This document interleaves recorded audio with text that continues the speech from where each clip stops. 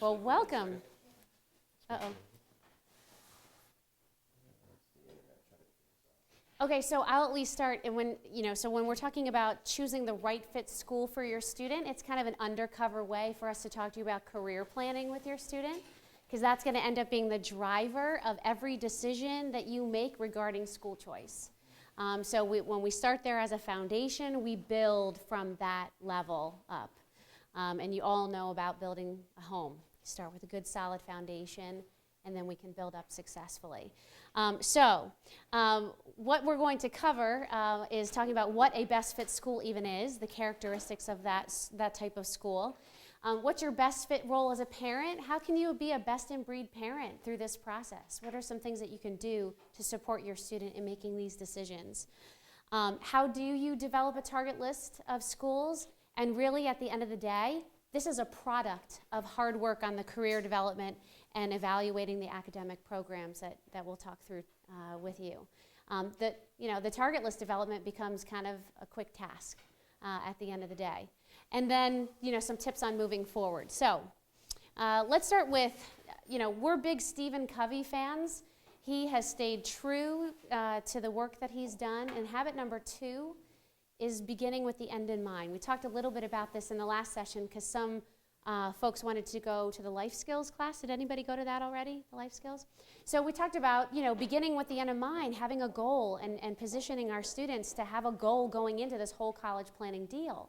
So this is what we're shooting for. We're shooting for students who are confident about their school choice. When they're moving in as a freshman, when they're moving out of your home and away from home and moving into that dorm, whether it's 2 hours away or 10 hours away, we want them to be able to attend summer picnics, reunions, graduation parties, and articulate in a clear and confident way why they chose the school that they chose to attend.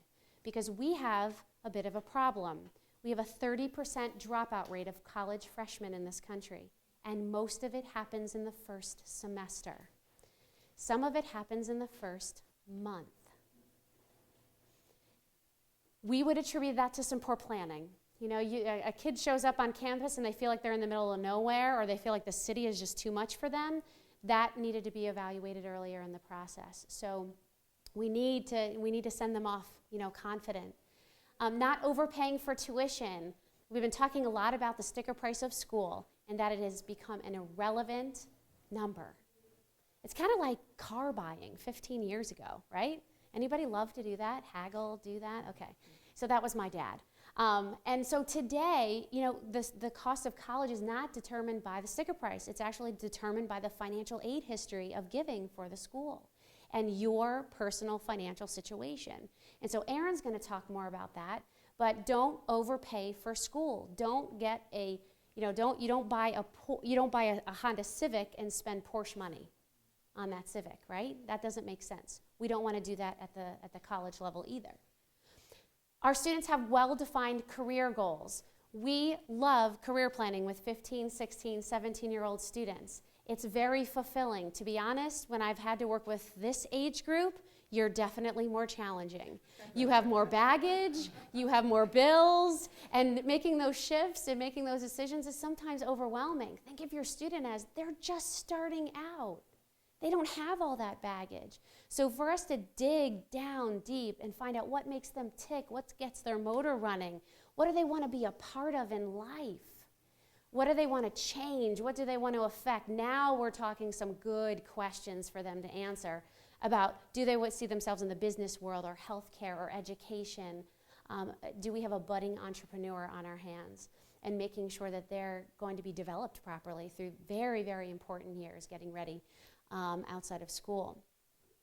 Students need to have properly controlled student loan debt. This is another huge problem in this country, $1.3 trillion in outstanding student loans. So here's where we're headed. We're headed for not really our kids moving in with us after college. That wouldn't be so bad, right? But what if we have to move in with them because we run out of retirement money? And what if they've been strapped with student loan debt for decades? Boy, this is not sounding happy to me. My vision of retirement looks much more like St. Thomas. than living in a 3-bedroom ranch with my kids. So, definitely something that needs to be done differently. We want our students to graduate with the best preparation to enter the job market or get into the grad school of their choice.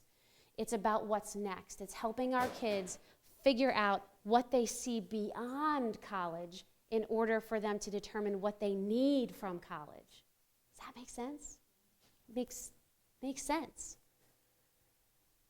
So here's what we're trying to avoid, and I'll go through these quickly so that we can get on to the kind of the meat and potatoes with how we approach this process of determining a right fit school. If it takes your student too long to graduate, and you follow along with the national average of 6.2 years, which is horrific, embarrassing as a country, especially with our high schools who have AB, IB, post-secondary classes available, we should not be taking this long to achieve a bachelor's degree. If it takes you longer, it's going to take you money, extra money. So if we're already starting out at 80 to 2, wow. Da-dun-dun. Wow. We can, since we have the laptops charged, we can just flip the laptop around. Well, let me just talk through just my last points, and hopefully the ROI slide will start. Sure. Okay, so we're going to go by candlelight. You ready? So we talk about, it takes too long, and that's going to take money. Number 2, transferring. Anytime your kid transfers from one school to the next, kiss your scholarship money goodbye. The most eligible, marketable that your student will ever be is as an incoming freshman. And after that, you will lose scholarship money. It's just the way it goes. Now, in the state of Ohio, we have a couple things going on that I will talk about. Number 1, pathway programs from our community colleges to our state university system. Excellent idea. And what they're doing, they're offering honors programs in community college and scholarship money, both to pay for community college and to use at Ohio State, Bowling Green, Miami, wherever that pathway is determined. And that pathway is determined at the onset of accepting that offer. So they go through that application process like they would a 4-year public or private institution, so that they know what their pathway is. If they keep their GPA up, they keep their scholarship money, and they automatically, when they're done with that associate's program, they move right on to that college. There's no extra application process. And there's scholarship eligibility there too. So those are some good movements there, but very new and very different. Another behavior, sapping parents' retirement funds. We've talked about this, but if you take money out from your retirement savings to pay for college, we tell our students, don't ever accept that money from your parents. Tell them thanks, but no thanks, because of the scenario that we painted before. Number 4, if your student takes on more debt than they can handle, they will be strapped to debt payments for not just a decade, but possibly 2 or 3, because the Fed will let you elongate the time frame that you pay back that loan. So instead of taking 10 years to pay it back, which is the typical time frame, they will let you stretch it to 20 or 30 years, but if you do the interest payment calculation on that, it's ridiculous. We have students that cannot, get a handle on being independent after college because their bills are so high paying for that undergraduate degree. And then they're not getting the jobs, that they want. When you look at the general unemployment rate, if it's sitting at about 8%, you can pretty much double it for new grads as a rule of thumb. And then the second piece is, we've got 44% of college graduates who are in jobs that don't require a bachelor's degree. So we've got an underemployment problem here. So getting our students to see their vision beyond college will help them better choose the better preparation so they don't have to face those statistics. They don't have to be buried in debt. They don't have to be working a job that is not something that they want to do. So that's the, what we're aiming for and what we want to avoid. So Aaron, let's just keep rolling. Yeah, you want to roll? Keep going, guys. So, even with the power out, thank God for Max. They are light on power. So what I'm going to do is I'm going to unplug this and just run this. Tom, could you do me a favor? Can you see if there are any markers on that dry erase board back there? There are. There are? Okay. You just want to use that? I sure will. All right, so, yes, in fact, thank you. In fact, I'm going to turn our attention, I'm going to head back to the back seat, but we'll start over here. So when we look at college, I'm sorry, I got to get this mic on for you. Is this still working too? Awesome. All right, great.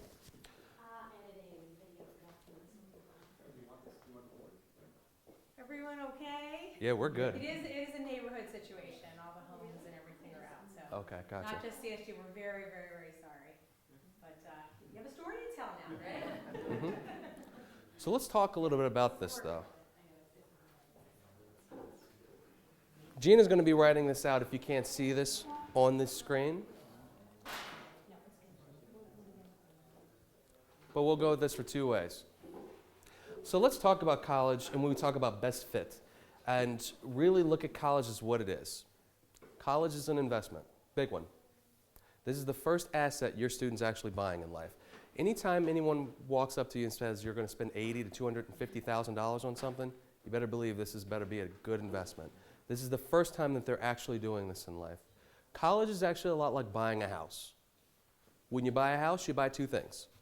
You buy a property, and then you buy a mortgage that goes along with it.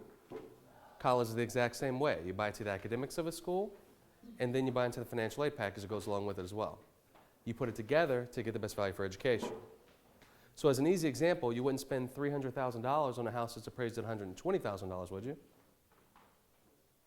I hope not.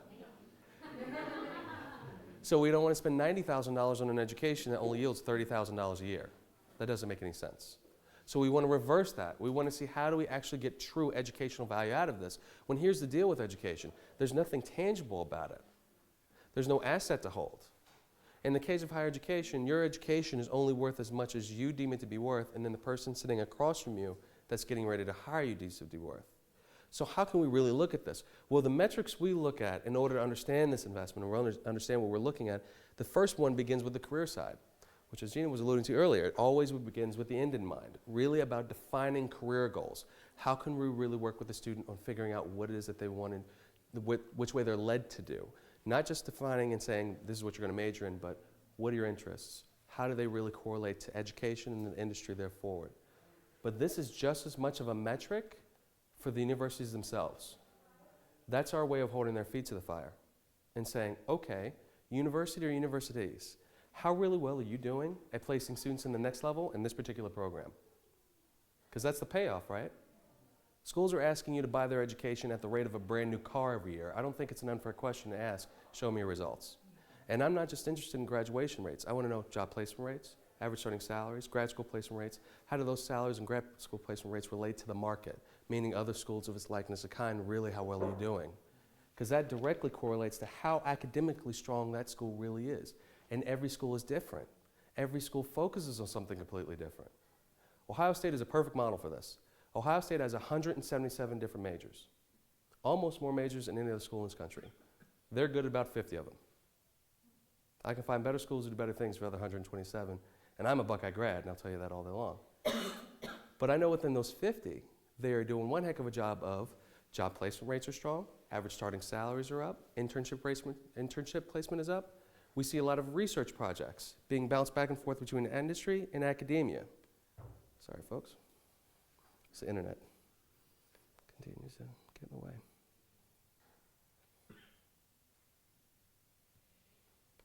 There we go. That's how we can tell if the school is academically strongest in this program. How we can use that in terms of value, especially when we start looking at money. Let's take 2 schools. Let's take Ohio State versus Ohio Northern. Has everyone heard of Ohio Northern before? Small school in Ada, about 3,000 students. Let's use this first case study for engineering. Both schools will tell me they're good at engineering. The question is, how do I sort out the liars? How do I know who's doing a good job of this and who's just marketing to me? Because they're all always marketing to you. I'm sure you guys have gotten some gorgeous marketing materials and brochures from schools. They should be using that for scholarship money, but that's a whole different, hour with some electricity, because we would need some coffee for that one. Well, we can look at a couple of things. You can look at U.S. News and World Reports. That tells me that OSU is ranked 25th in the country in engineering. ONU, not ranked. It's a little bit of information, but let's dig a little deeper. Let's look at actual job stats. According to OSU in 2011-2012, they placed 89% of their grads in engineering jobs, average starting salary of $56,000 a year, which is right at the 90th percentile of all schools across the board. Pretty good metric. Versus Ohio Northern, in the same time frame, placed 70% of their students in engineering jobs, average starting salary of right at $48,000 a year, which is right at the 50th percentile of all schools across the board. Not quite as good what you're getting from Ohio State, right? Here's the catch. OSU will cost you $22,700 a year on sticker price. ONU, $59,000. So you're going to spend 3 times more for an education that's not nearly as reputable in this field? And we're not talking about 3 times more than $100 here. We're talking 3 times more than the end, $80,000. So you're going to spend $250,000 on a degree that can't get you nearly as far as this one you should have spent 80 on. And that's a huge financial disparaging difference, which actually is having 2 problems right now. One is student loan debt that we're seeing ripple out throughout our economy, and the other is retirement. A lot of our major clients are actually financial advisors. They're seeing this as becoming a huge problem in the portfolios of their families. They're just ripping out retirement to pay for school at a ridiculous rate. We've got to be able to stymie that and actually have a better answer than this. And that's what we focus on. But you can look at the same 2 schools and look at a different program and get a vastly different result. Let's take the same 2 schools in terms of pharmacy. Well, OSU, top 5 in the country according to U.S. News and World Reports. ONU, again, not ranked. Well, last year, both placed 100% of their students into jobs with the same starting salary, $85,000 to $90,000 a year. Here's the difference in this case.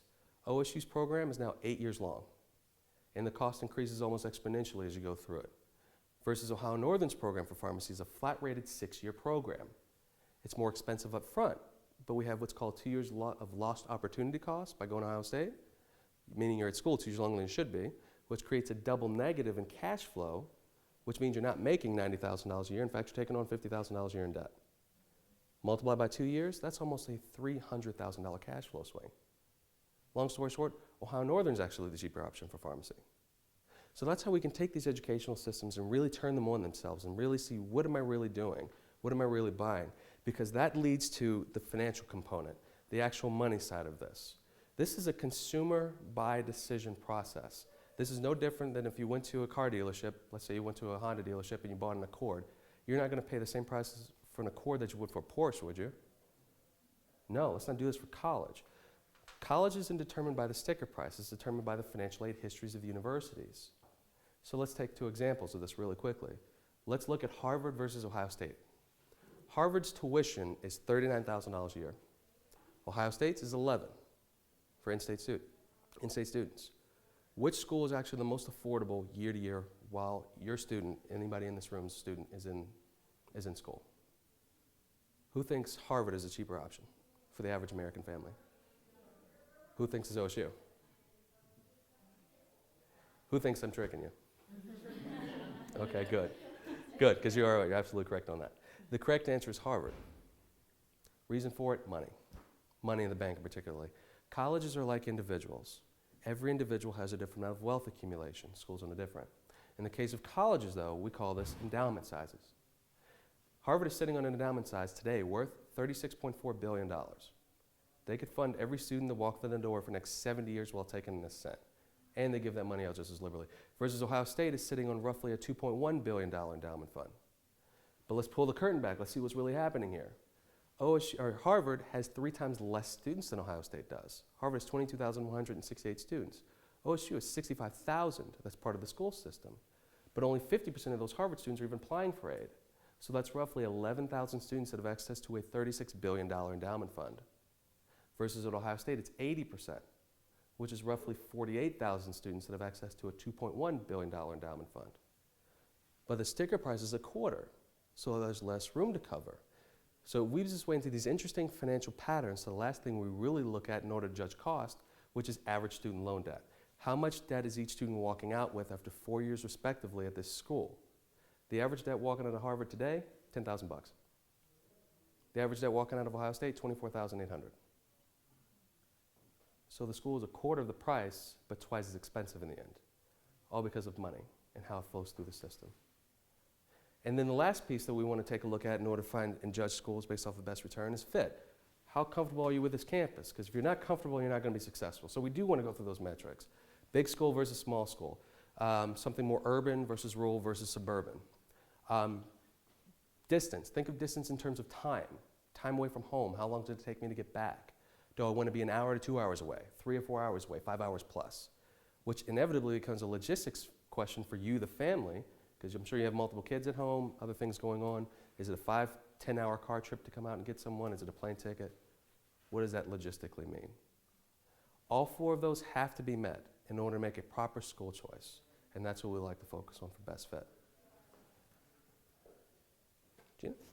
I'm just going to hand you. Yeah, so we're going to wrap because I know we're running over a little bit, and I know they're going to want to do a couple of things. So, and you can't see the slides, so let me run through some quick tips. This is basically overview of the profile of a best fit school, and the only highlight I really want to make are these 2. From a career perspective, that just needing to be the focus and the driver of the process. So that kind of putting that to bed.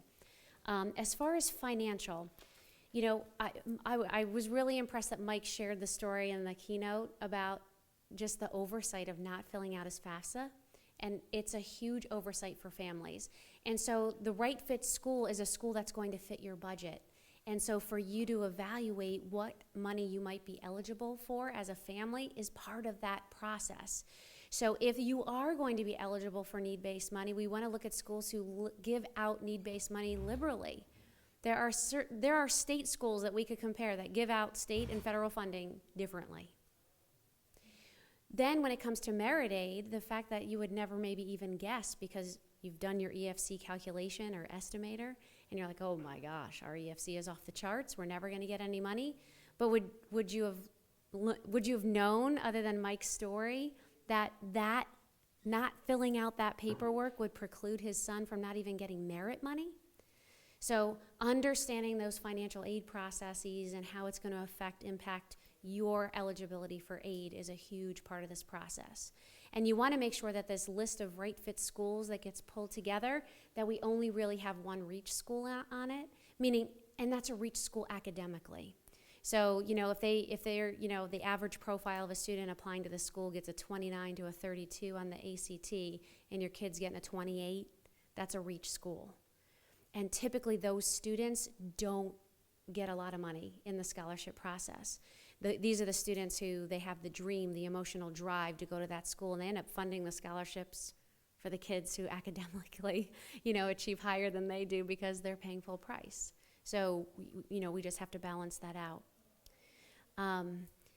Building that target list, I think the only thing, Aaron, you want to add a couple things about the national and the regional programs? Yeah, so building that best fit list, once that's all completed and done, that's when we can start actually looking at diversifying the list.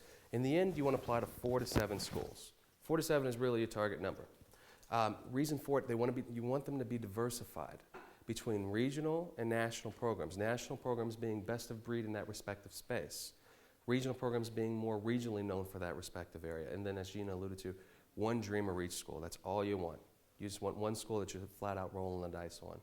But that way, this whole thing is balanced and diversified. So when you actually go into the application season, we have a mixture of the proper amount of schools, all focusing on academically where that student's interests really lie. And we've already studied the numbers.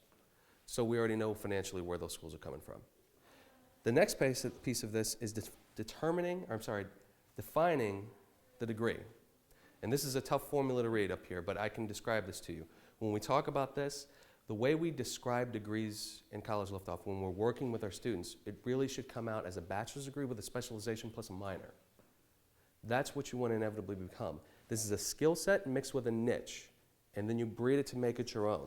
That's why the career development work is so key, because it becomes a domino effect into finding the schools that academically do that well, and then being able to define that, and that's defined differently at every single school. So when we can boil it down to that, and this takes time, sometimes up to a year in order of career planning work to do it, we can figure out the trajectory of where you're actually taking that degree.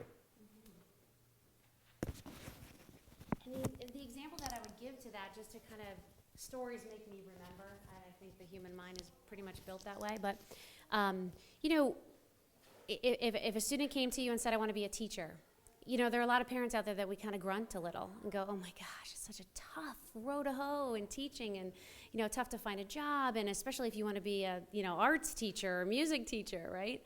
But when you craft that help them craft that degree.